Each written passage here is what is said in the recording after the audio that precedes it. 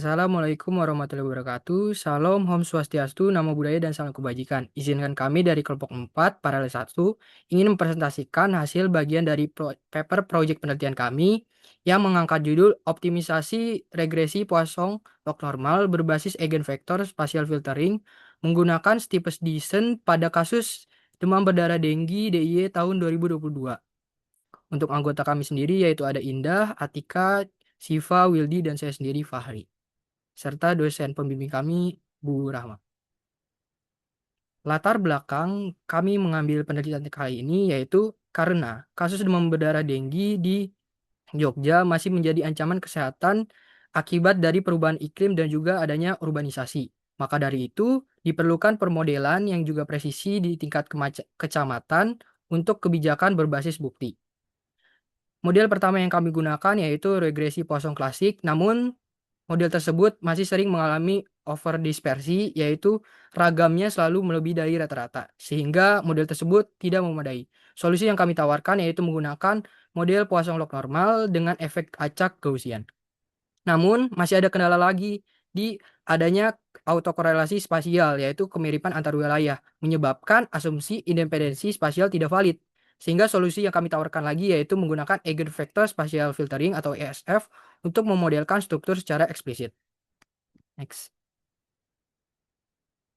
Tujuan dari penelitian kami kali ini yaitu kurang lebih ada 2 poin utama, yaitu kami ingin mengintegrasikan penanganan overdispersi dan juga autokorelasi spasial, yang mana kami menggunakan satu kerangka model global yaitu PLN ESF yang belum banyak dilakukan pada studi epidemiologi penyakit menular.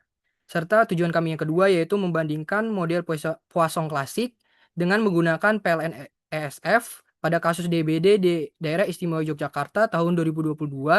Juga kami menggunakan pendugaan parameter berbasis tipe descent dan juga Armijo Line Search yang diimplementasikan di R untuk menjamin validitas perbandingan. Selanjutnya, ini adalah tinjauan pustaka yang kami gunakan. Dalam penelitian kami menggunakan dua model regresi untuk memodelkan data kasus DBD di daerah istimewa Yogyakarta pada tahun 2022. Yang pertama yaitu regresi Poisson klasik. Ini merupakan salah satu metode dasar yang biasa digunakan untuk menganalisis data yang bersifat diskrit atau cacah, khususnya seperti data jumlah kejadian suatu penyakit seperti pada data kami. Nah, pada model ini kami menambahkan offset jumlah penduduk dalam bentuk log sehingga persamaan awal yang harusnya log mu i sama dengan xi transpose beta itu menjadi log mu i per jpi sama dengan xi transpose beta, di mana mu i ini adalah rata-rata jumlah kasus absolut per kecamatan i, dan jpi ini adalah jumlah penduduk pada kecamatan i. Sehingga jika persamaannya seperti ini, maka yang dimodelkan adalah laju kasus per penduduk. Dengan estimasi parameter betanya itu menggunakan maksimum likelihood. Lalu pada regresi Poisson itu ada asumsi yang harus dipenuhi, yaitu asumsi equidispersi, di mana rata-rata bersyaratnya itu sama dengan ragam bersyaratnya, yaitu sebesar mu. Nah, asumsi ini sering sekali gagal pada data epidemiologi, sehingga sering terjadi yang namanya overdispersi, di mana ragam jauh lebih besar daripada rata-ratanya. Untuk mengatasi masalah overdispersi tersebut, di sini kami menggunakan model Poisson log normal, yaitu perluasan regresi Poisson yang menambahkan efek acak berdistribusi normal pada bagian linear, yaitu UI. Sehingga modelnya di sini ada penambahan UI. UI adalah efek acak dari masing-masing kecamatan, di mana setiap kecamatan pasti mempunyai ciri khasnya masing-masing. Dan ini dimodelkan dalam Poisson log normal, sementara pada regresi Poisson biasa itu tidak ada. Nah, tapi masalahnya dalam Poisson log normal itu log likelihood marginalnya tidak memiliki bentuk tertutup, sehingga memerlukan aproksimasi integral melalui, pada hal ini kami menggunakan adaptif kuadratur Gauss-Hermite, di mana kuadraturnya itu dipusatkan pada modus posterior efek acak dan diskalakan dengan kurvatur lokalnya. Lalu untuk parameter yang diestimasi yaitu adalah vektor theta, di mana isinya yaitu parameter regresinya sendiri yaitu beta, lalu ditambah dengan log sigma, di mana log sigma ini adalah parameter yang mengontrol distribusi efek acak UI. Nah, sigmanya dibuat ke dalam log untuk menjamin sigmanya itu lebih besar dari 0. Lalu, Pada data berbasis wilayah, asumsi kebebasan antar unit pengamatan juga perlu diperiksa karena pengamatan yang berdekatan secara geografis cenderung memiliki nilai yang mirip. Nah, untuk mengatasi hal tersebut, contohnya pada data yang memiliki autokorelasi spasial. Nah, di sini kami mengatasi dengan menggunakan eigenvector spatial filtering, yaitu metode yang menyertakan vektor eigen dari matriks ketetanggaan spasial sebagai pengubah penjelas tambahan sehingga struktur spasialnya itu dapat dimodelkan secara eksplisit tanpa mengubah kerangka regresi dari regresi Poisson itu sendiri. Nah, ini menggunakan matriks ketetanggaan berbasis Wien contiguity yang disentralisasikan. Lalu didekomposisi spektral sehingga menghasilkan vektor eigen sebagai covariat spasial. Nah, lalu model akhirnya di sini ada tambahan dari ESF-nya itu sendiri, yaitu sigma K sama dengan 1 hingga I, alfa K, EI, K. Nah, di mana EIK ini adalah nilai vektor eigen ke K pada kecamatan ke I, dan alfa K ini adalah koefisien vektor eigen, sementara I itu adalah banyaknya vektor eigen yang terpilih. Nah, untuk pemilihan vektor eigen itu sendiri, di sini menggunakan nilai Morans index yang dibatasi dengan threshold lebih besar sama dengan 0,25. Di sini kami memilih 15 teratas dengan Morans Index yang tertinggi, lalu diseleksi lagi menggunakan AIC di mana eigenvektor yang meningkatkan model dengan AIC-nya menurun, maka eigenvektor itu dimasukkan ke dalam model. Lalu untuk estimasi atau pendugaan parameternya sendiri, di sini kami menggunakan optimasi Stipes-Diesen-Armijo. Ini merupakan algoritma optimasi gradien yang pada setiap iterasinya bergerak ke arah gradien negatif. Nah, untuk ukuran langkahnya sendiri, di sini kami menggunakan line search Armijo, yaitu pengurangan langkah secara berulang dengan faktor reduksi. Nah, fungsi objektif yang kami gunakan di sini adalah marginal likelihood dari masing-masing parameternya. Lalu, karena untuk mengatasi condition number dan mempercepat konvergensi dari optimasi itu sendiri, di sini kami melakukan standarisasi menggunakan Z-score.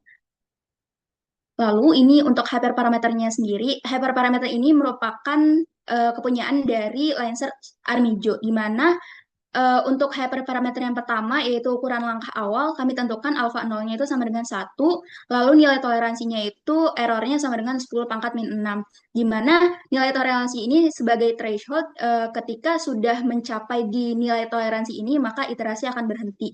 Atau kalau tidak bisa sampai dengan batas toleransi errornya itu sendiri, maka akan berhenti pada maksimal pada iterasi maksimumnya, yaitu kami tentukan K sama dengan 10.000. Lalu hyperparameter selanjutnya yaitu faktor reduksi. Di sini kami tentukan rho-nya itu sama dengan 0,5, di mana ketika suatu algoritma itu salah mengambil langkah, maka dia akan memperkecil langkahnya sebanyak setengah, yaitu sebesar 0,5. Lalu untuk konstanta Armijo-nya sendiri kami tentukan yaitu sebesar 10 pangkat min 4. Hyperparameter ini kami tentukan berdasarkan mengacu pada penelitian Faswani et al. 2019 dan Kamandi dan Amani 2021. Baiklah, pada penelitian ini kami menggunakan data sekunder yang berasal dari profil kesehatan kabupaten kota di Provinsi Daerah Istimewa Yogyakarta dengan cakupan data 8 kecamatan yang menjadi observasi dan tahun amatan 2022.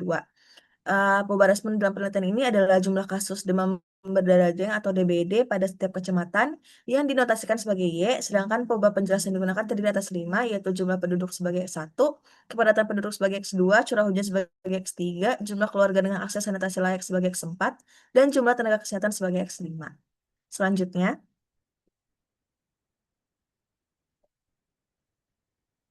secara umum, analisis dilakukan melalui 3 tahapan utama. Yang pertama ada eksplorasi dan standarisasi, yang kedua ada pemodelan, dan yang ketiga ada evaluasi dan uji kesesuaian model. Tahapan pertama, eksplorasi dan standarisasi. Tahapan ini diawali dengan menghitung indeks dispersi empiris untuk mengetahui apakah data jumlah kasus DBD mengalami overdispersi. Selanjutnya dilakukan pemeriksaan multikolonialitas dengan menggunakan variance inflection factor atau VIF untuk memastikan tidak terdapat hubungan linear yang terlalu kuat antar perubahan penjelas. Kemudian dilakukan visualisasi peta sebaran untuk melihat pola spasial kasus DBD antar wilayah. Dan setelah itu semua perubahan penjelas distandarisasi menggunakan Z-score agar memiliki skala yang seragam dan memudahkan proses pemodelan. Tahap kedua itu pemodelan. Awalnya regresi Poisson dimodelkan terlebih dahulu sebagai model klasik, kemudian dilakukan pemilihan eigenvektor yang akan digunakan pada metode eigenvektor spatial filtering. Pemilihan dilakukan dengan melibatkan nilai Morans Index yang signifikan pada alfa 5%, serta juga mempertimbangkan nilai AIC-nya. Setelah itu dilakukan pemodelan regresi kosong PLN-ESF dengan memasukkan eigenvektor yang terpilih pada proses sebelumnya ke dalam model regresi kosong log normal dengan eigenvektor spatial filtering atau ESF itu tadi. Estimasi parameter model kemudian dilakukan dengan algoritma Steepest Descent yang dipadukan dengan prosedur line search armijo untuk memperoleh solusi parameter yang optimal. Dan tahap yang terakhir adalah evaluasi dan uji kesesuaian model. Pertama, dilakukan verifikasi model PLN-ESF melalui perhitungan dispersi person dan Morans Index untuk memastikan bahwa masalah overdispersi dan autokorelasi yang muncul di awal tadi telah tertangani. Dan selanjutnya dilakukan perbandingan model PLN-ESF dengan regresi Poisson klasik berdasarkan metrik evaluasi dispersi person, Morans Index, dan AIC-nya. Dan kemudian dilakukan pengujian goodness of fit menggunakan uji chi-square untuk melihat kesesuaian model terhadap data. Dan terakhir dilakukan interpretasi terhadap koefisien-koefisien yang terdapat pada model terbaik yang diperoleh. Selanjutnya, bagian pembahasan diawali dengan eksplorasi data dan sebaran spasial. Data penelitian ini mencakup 78 kecamatan di daerah istimewa Yogyakarta, yang mana berdasarkan eksplorasi awal, rata-rata kasus DBD sebesar 28,85 dan ragamnya sebesar 878,57, sehingga diperoleh indeks dispersi sebesar 30,47 yang jauh lebih besar dari 1. Ini menunjukkan adanya indikasi overdispersi pada data. Selain itu, visualisasi menunjukkan bahwa kasus DBD tinggi cenderung terkonsentrasi di wilayah perkotaan dan sekitarnya. Hal ini menunjukkan bahwa ada variasi spasial antar kecamatan. Selanjutnya, seperti yang disampaikan di metodologis, bahwa pemodelan diawali dengan menggunakan regresi Poisson klasik, dan sebelum melihat hasil estimasinya, kami memastikan algoritma yang digunakan, yaitu CPSDiscent dengan line search armijo ini, benar-benar konvergen melalui grafik konvergensi normal gradient Poisson klasik yang ada pada layar. Dan terlihat pada iterasi awal, norma gradient relatif besar dan menurun secara konsisten, yang menunjukkan algoritma bergerak menuju titik optimum.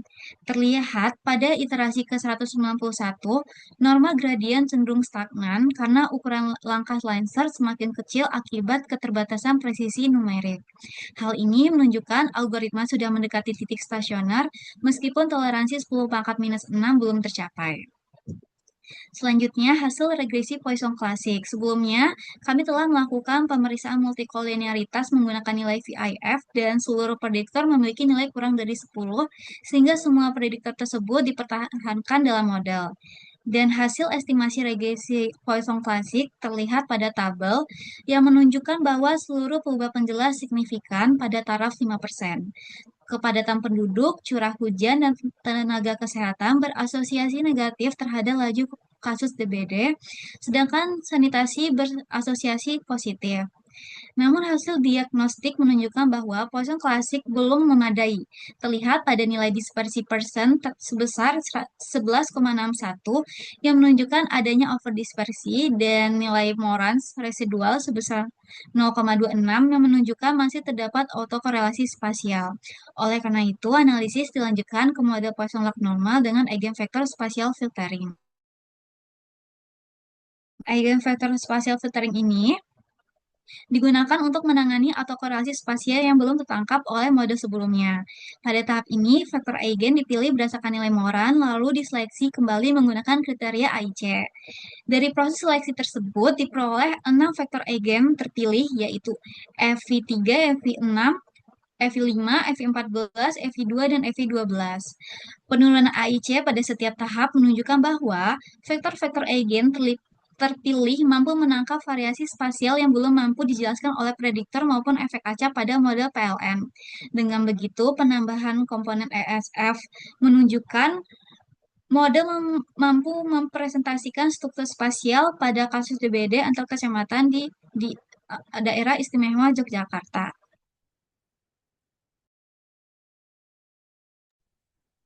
Selanjutnya, berdasarkan grafik konvergensi norma gradien PLN ESF, norma gradien PLN ESF itu menurun secara konsisten dari iterasi awal hingga akhirnya dia stagnan, itu di sekitar toleransi error 10 pangkat min 6 pada iterasi ke 1164. Hal ini mengindikasikan bahwa proses optimasi telah mendekati titik stasioner dan dibatasi oleh presisi numerik, sehingga estimasi parameter yang diperoleh tetap stabil dan juga valid.